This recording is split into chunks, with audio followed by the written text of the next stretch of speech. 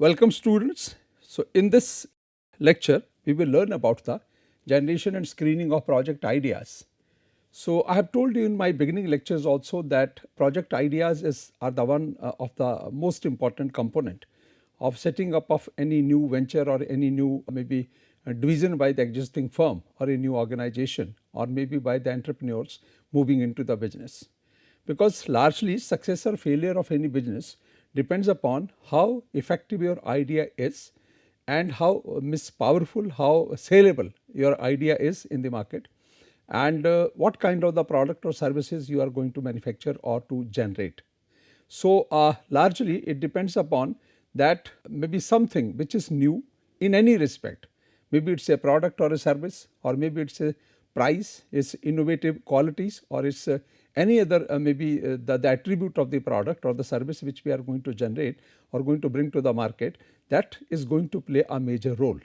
So generation and screening of the project ideas is a very critical issue, and we have to be very careful that when we are selecting out of many ideas, when we are selecting one idea, final idea, when we are arriving at the final conclusion that we want to set up the business in this particular area. So we have to be very careful, we have to be very particular that how powerful, how saleable your idea is, and how effective it's going to be when we give the shape to this idea in the form of a business. As I told you that in the previous part we have discussed some analysis, and one analysis was the market and demand analysis. So when you talk about the market and demand analysis, in there we wanted to know about that any idea which we have in our mind for manufacturing of the products or rendering of the services, is it saleable or not? Are there some customers for that product in the market or not?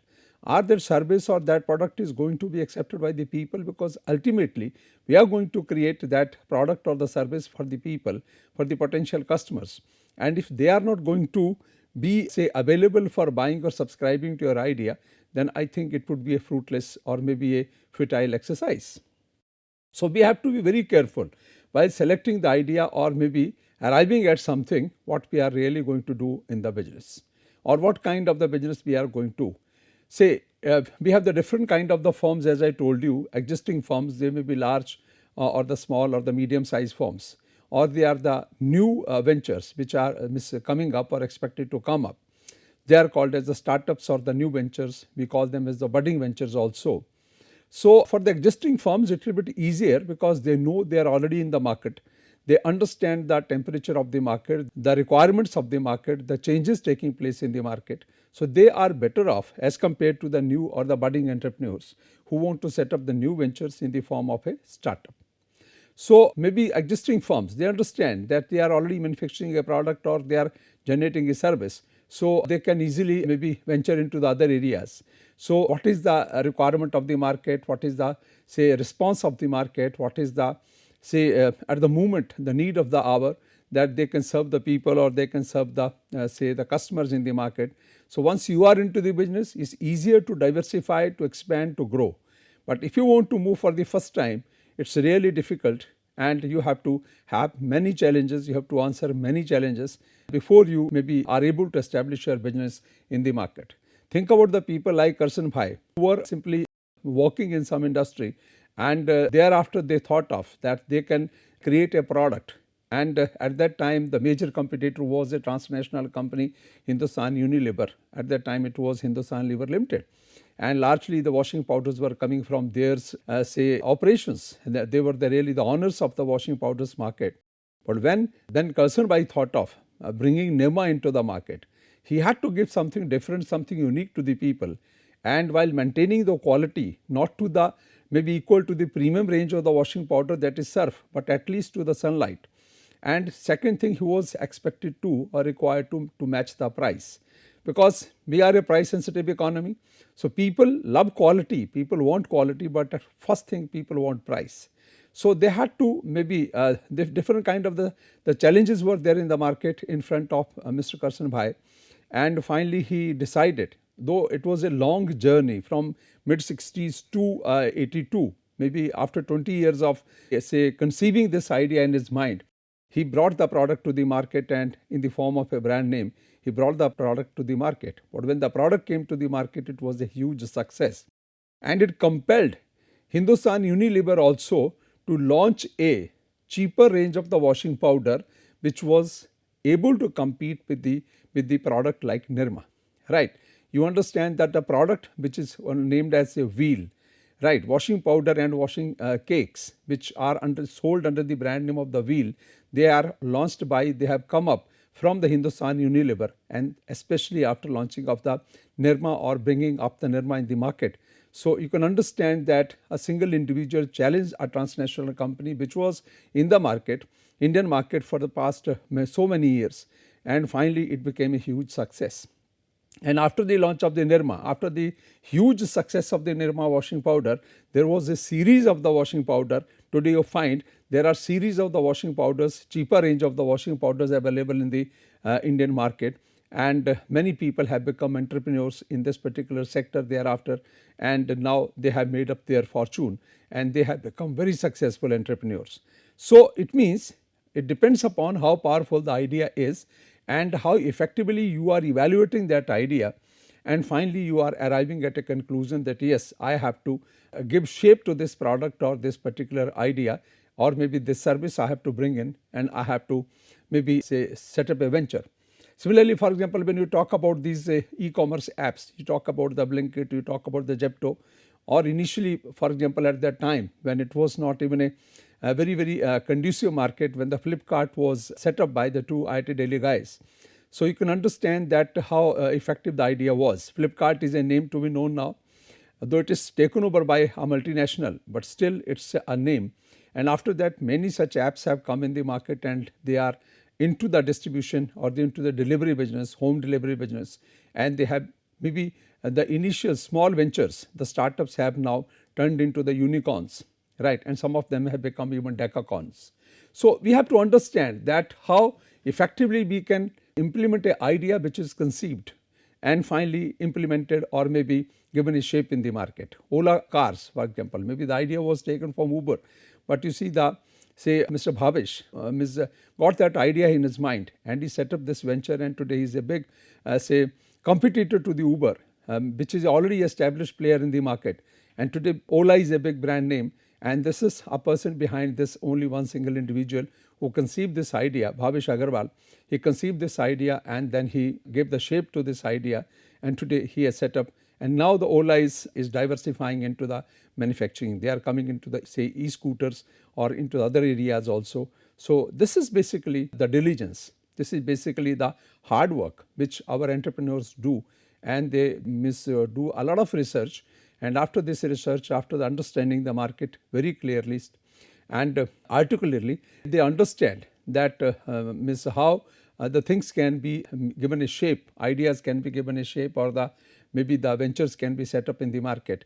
So ultimately success of any business, any venture, any project depends upon how effective and powerful your idea is. Now when we talk about that how to go ahead with the generation of ideas, so we have to stimulate up the flow of the ideas in our mind, and we can follow certain steps in that. For example, we can do a SWOT analysis, we can clearly articulate the objectives, and we can foster a conducive environment. The third point is that's more applicable to the existing firms, not to the new ventures or to the startups. But the first 2 points are more useful and applicable to the new ventures also, or maybe to the people who are going to be the new entrepreneurs or the budding entrepreneurs in the market, and through startups they are going to set up their businesses. So we all understand it's a very simple analysis: strengths, weaknesses, opportunities and threats. So we will have to understand, we have to do this analysis. And as a single individual or a group of individuals, for example, you are fresh graduates from engineering college or a management school, or maybe any other, having any other background, maybe architecture or any other. If you want to set up the business, you have to evaluate yourself first. What your strengths are, what are your weaknesses, and what opportunities are there in the market, and what threats are there in the market which you have to face if you think of giving a shape to the business.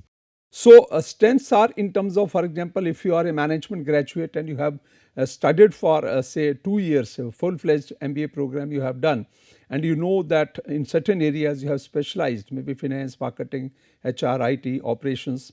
So if you have specialized into those areas, you have some background that how the finances are managed, how the marketing operations are undertaken, how the HR operations are taken care of, IT and operations and all that are taken care of. So that may be your strength because your qualification is up to that mark, and you have already maybe attained that qualification or those skills which can give you an edge as compared to a person who is not a management graduate.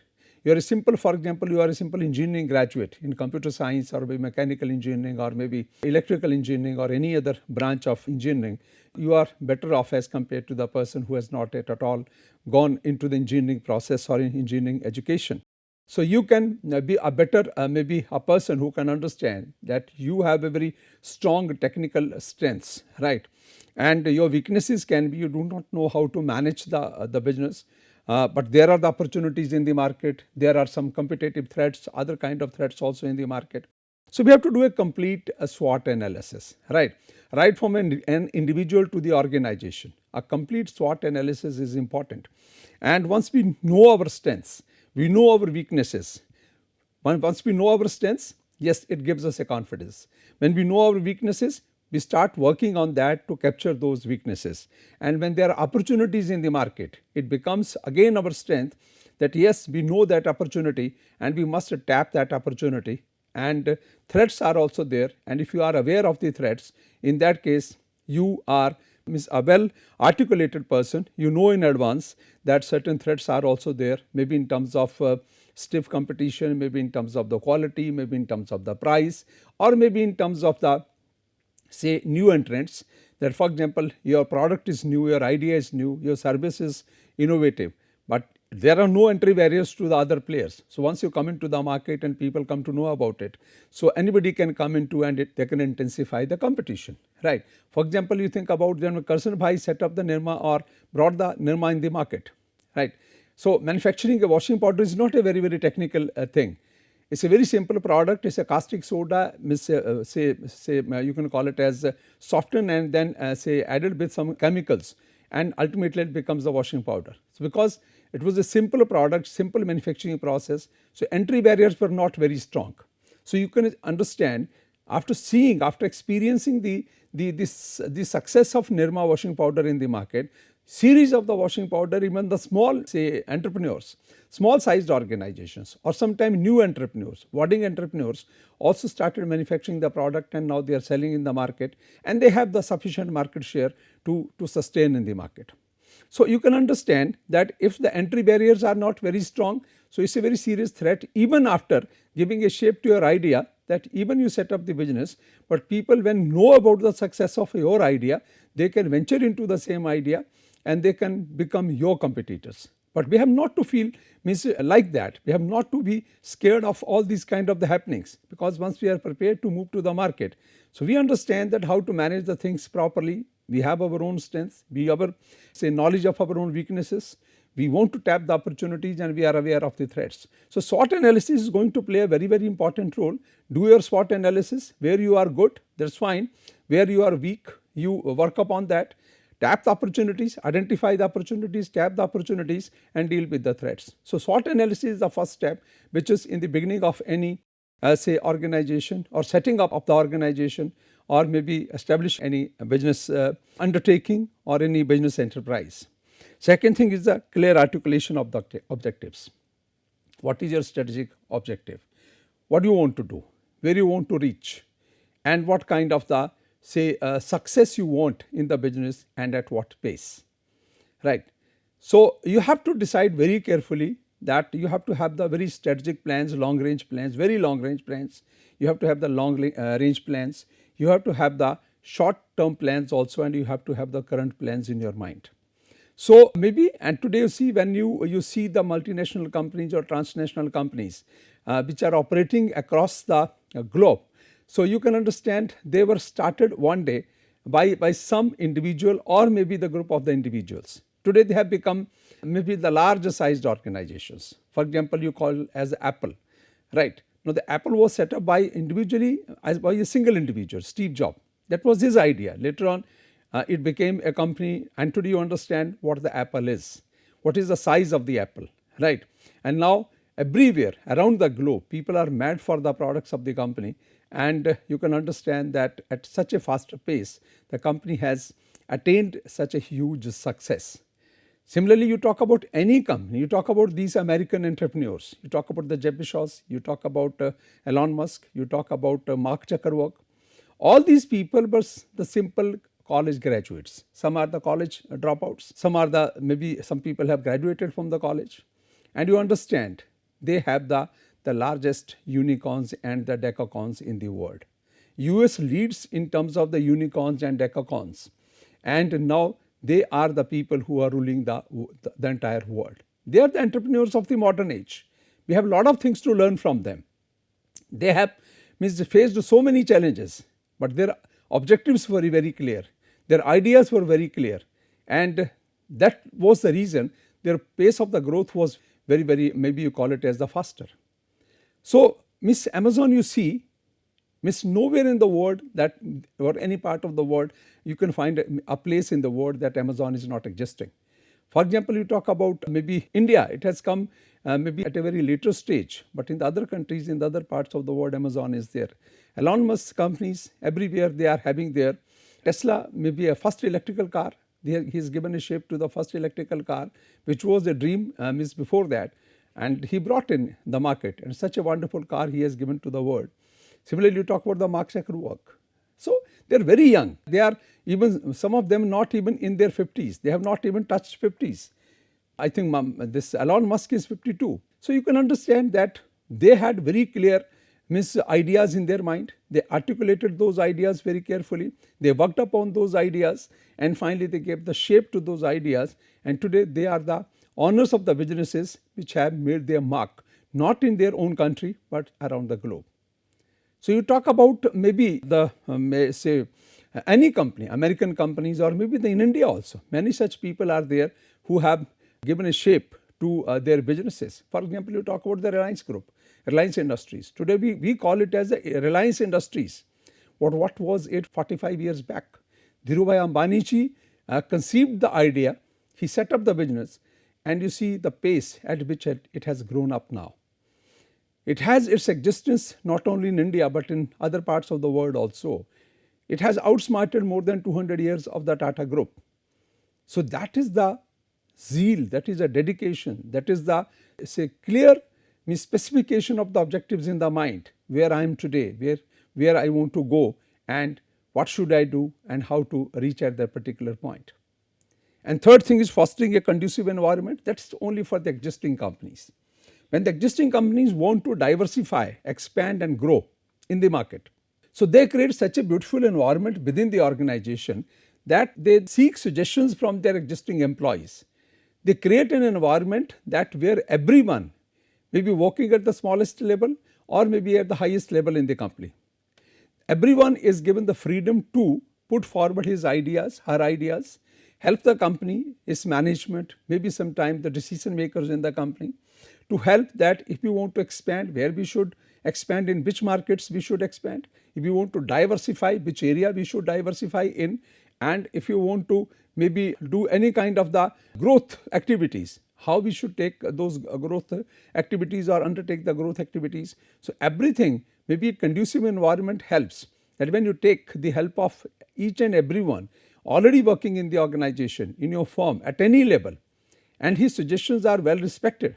So, it means everybody feels motivated. They come forward with the suggestions. You can have discussions, you can have workshops, you can have the seminars within the firm, and you can give the chance to the employees to suggest that if the company has to expand its horizons, which areas, which sectors we should move into, and how they can support their idea. Any, you call it as a background knowledge, or maybe any kind of the knowledge of the market, any understanding of the idea. So, when you create this kind of the environment, or maybe this kind of the participative management, so everyone feels involved and they help the firms to grow, to expand, to diversify, right.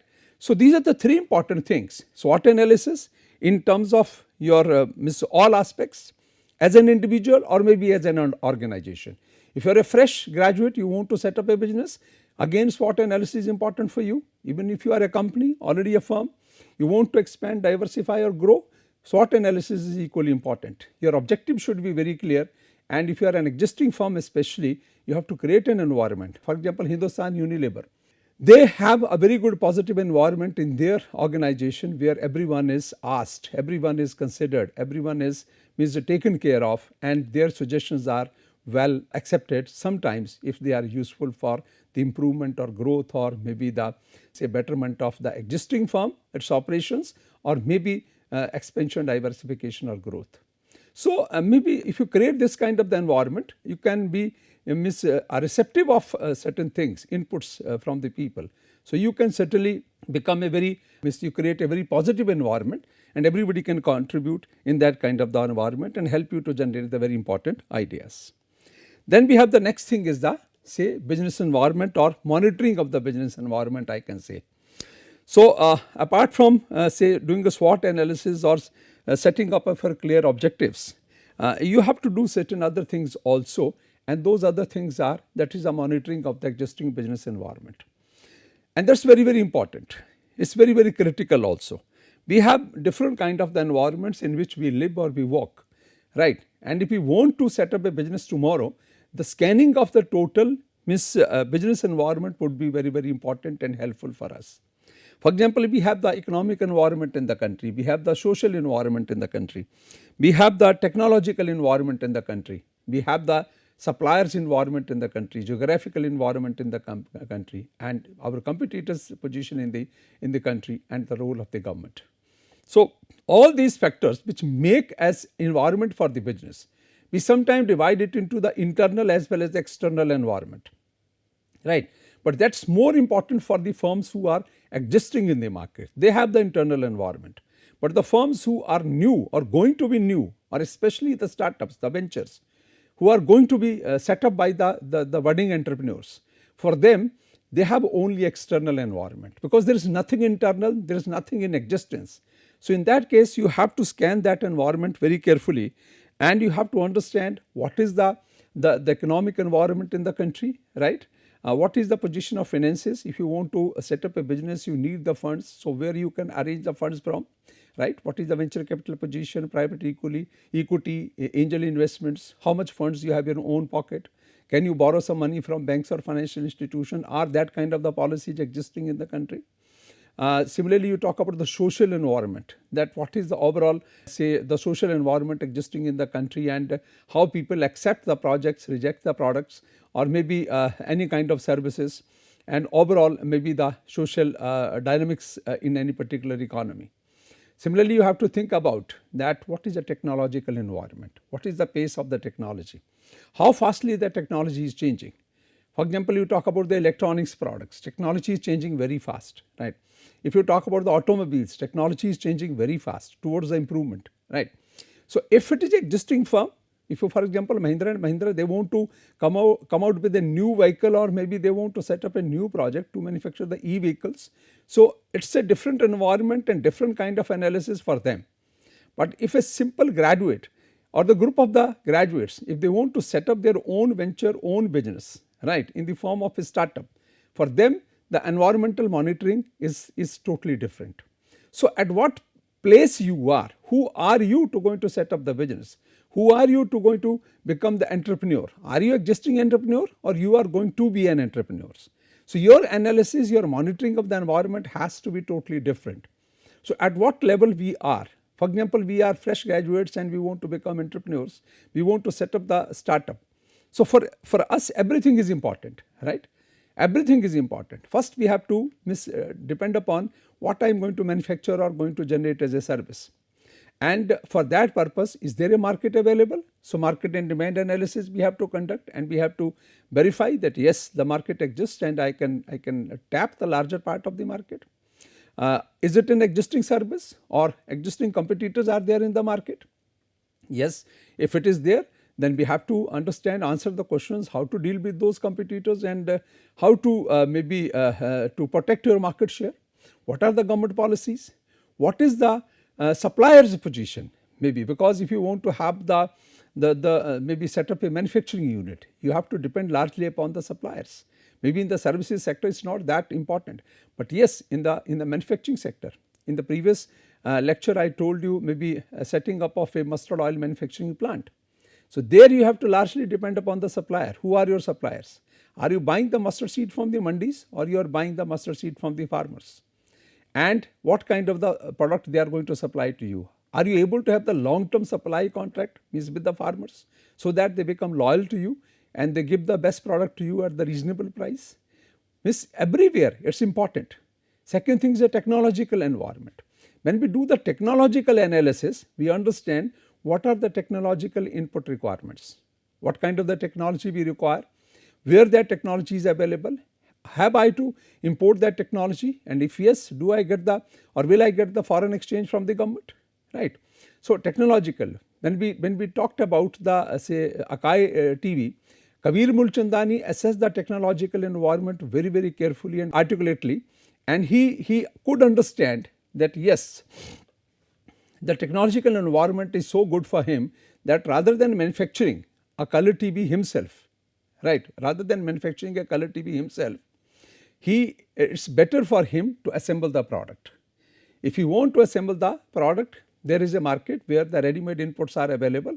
We can get the inputs from there, we can get them to this market, we can say assemble them and we can give the shape to the product. So, it all depends upon our skills, our knowledge, our capabilities, that how we can tap the environment, first of all scanning of the environment and then tapping of the environment. So, all these factors are important for us, right. When you talk about these factors, all these factors are important. You have to evaluate the socio-economic environment. Government policies are equally important. Budgets are very important guiding instruments or the documents, right.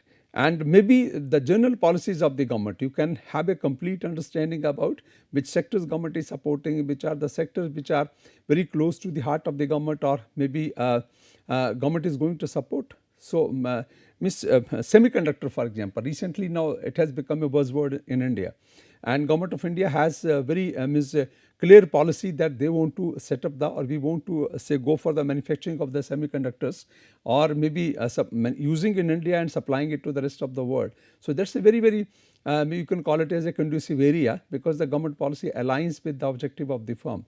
But see, that is not the job or maybe possible for the budding entrepreneurs to move into a industry like semiconductors because huge investment is required. So, the existing firms can think about that.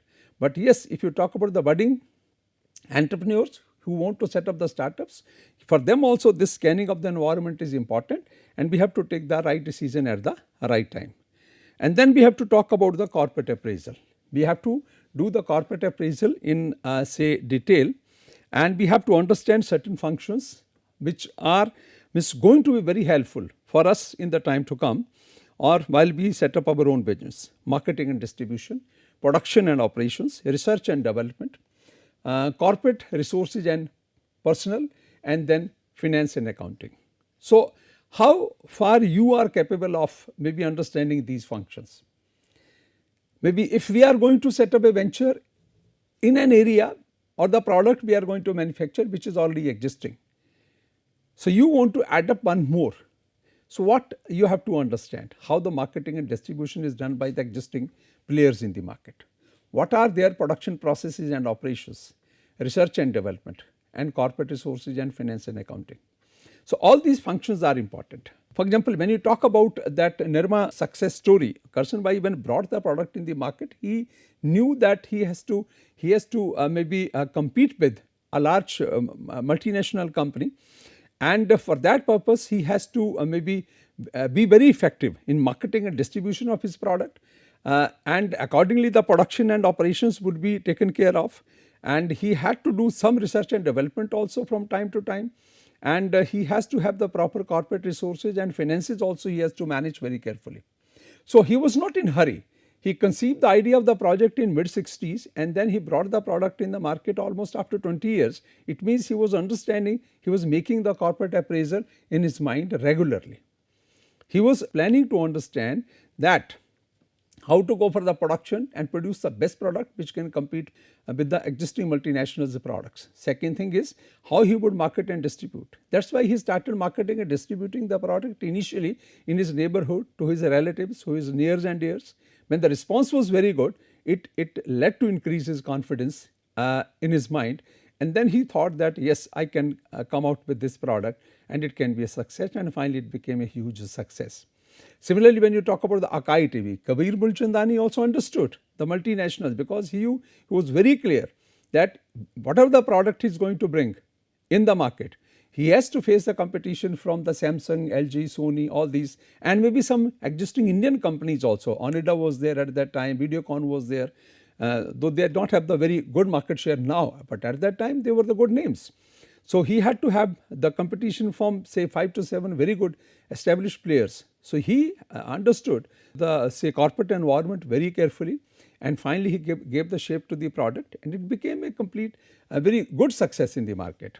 And he completely disrupted the electronics market, at least the CTV market, and he gave a big challenge to the existing firms and got a good brand share, this brand name, good market share, and people accepted the product and it worked well for some amount of time. So we have to understand all this very carefully. If you're going to, especially when you're going to be a budding entrepreneur, when you're going to be maybe a new entrepreneur, so in that case you have to be very careful, because your resources are limited, your finances limited, you don't have any accounting policies ideas, right? You don't have any very good idea about the marketing and distribution. Production also is a challenge, and its continuous requirement of funds and efforts for the R&D is equally important, because maybe you manufacture a smallest kind of the product, or you bring a service which is very simple, but that also needs improvement, that also needs R&D, that also needs innovation. So corporate appraisal is important and you have to go ahead with that. So completely go with the complete corporate appraisal, and you understand that how you are going to market your product. Maybe first of all you can say that production, how it is going to take place, marketing, how it is going to take place, R&D is equally important, and how much resources we have, how effectively we are going to utilize those resources, and how we are going to manage our finances. So these are all important things. And there are some other, you can call it as the relevant other tools also, means other than simple, you call it as the SWOT analysis and objective specification, or maybe the monitoring of the environment, or maybe the corporate appraisal. Other than that, we have certain specific models also which can help us to identify the appropriate investment opportunities, right? And three important models are here, or three important approaches are here. First one is the Porter model. So it's very helpful, very useful. Then we have the life cycle approach, and then we have the experience curve. So when you talk about the life cycle approach, we have to understand that if the product or the service is a completely new, it's a completely new idea, so it means it's not at all in existing. So life cycle approach doesn't apply here, because that idea is not in the market, has not been transformed in the form of a product or service. So it has to begin its life cycle. And third thing is the experience curve. So largely the setting up of the business ventures, new projects, new ventures are largely impacted by the experience curve of the entrepreneurs also. That's why when you talk about the entrepreneurship, everyone cannot be entrepreneur, because entrepreneur has to have the different qualities. People say Dhirubhai Ambani ji was a unique person and he was a great visionary. And as a result of his vision, you understand, you see the growth and the pace of the growth of the Reliance Industries. So you should be visionary, you should be having the risk taking ability. So experience curve is going to make a difference, how experienced you are. If you are a fresh graduate, you know technology if you are an engineering graduate, you know management if you are a management graduate, but you don't have any experience. That's why many people sometimes when they graduate from the management schools or the engineering colleges, they join some organizations, they work in the corporates for some limited number of years, they gain some experience, and then after that they come to the industry and they set up their own ventures. Why they do that? Because they want to improve their experience curve. Similarly, if the product is existing, it has its life curve, life cycle, the total life cycle curve. So you can understand that this particular product is at what stage of the life cycle, right? Is it in the beginning, or it's growing, it's at the maturity, or it's at the declining stage? We have the multiple stages in the life cycle process, and we can learn from these two things, life cycle of the product and the experience of the entrepreneur. So, these are the important, you call it as the ways or tools to identify the new ideas or the new products or the new services and set up your own ventures. And other than that, we have a very good established model which is given to us by the Michael Porter, and which is very particularly it is known as a Porter's model in the market. So, what the Porter's model is and how we can use this, what guidance we can draw from this model, Michael Porter's model, what guidance we can draw out of it, how we can learn from this model, and how we can draw some clues, we can take some help from this model while setting up our own venture is that we will discuss in the next class. So, in the next class we will discuss in detail the Porter's model and some other important tools and techniques of generation and screening of the project ideas, and then we will move forward to the next part. Till then, thank you very much.